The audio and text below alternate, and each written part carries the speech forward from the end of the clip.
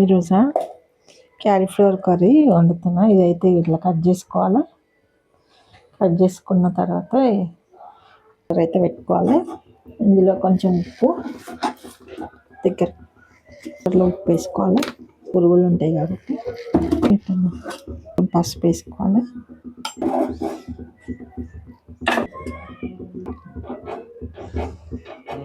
ముక్కలు వేడి వాటర్లో వేసుకోవాలి, ఎందుకంటే పురుగులు ఉంటాయి కాబట్టి. ఉప్పు పసుపు వేసి వేడి నీళ్ళలో ఇలా కొద్దిసేపు ఉంచాలి. వేడి వాటర్, పురుగులు వేడి వాటర్లు బాగా ఇట్లా మంచిగా వేడి అయిన తర్వాత ఇది వేసి కొద్దిసేపు ఉంచి పంపేసేయాలి. వెలిగించి బగోన్ పెట్టేసి 4 స్పూన్ల ఆయిల్ పోసుకోవాలి.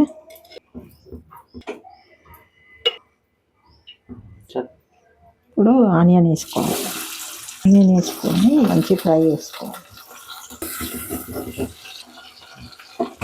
ఆనియన్ అయితే వేగింది. ఇప్పుడు ఇది వేసుకోవాలి, క్యాలీఫ్లవర్ వేసుకోవాలి, కలుపుకోవాలి. ఇప్పుడైతే పసుపు వేసుకోవాలి. ఇంతకుముందు కొంచెం వేసుకున్నాం కదా వాటర్లో, ఇప్పుడు కొంచెం వేసుకోవాలి. ఇది అల్లం వెల్లుల్లి పేస్ట్.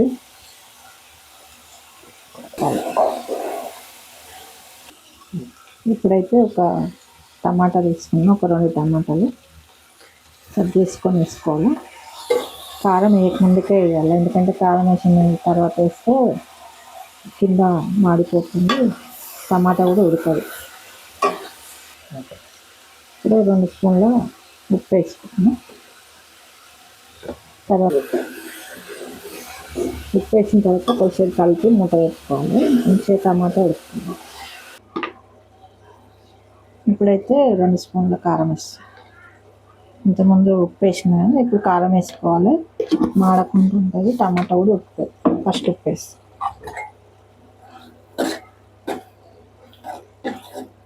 కొద్దిగా వాటర్ పోసుకోవాలి, ఎక్కువ పోసుకోవద్దు. కొద్దిగా వాటర్ వేసుకోవాలి.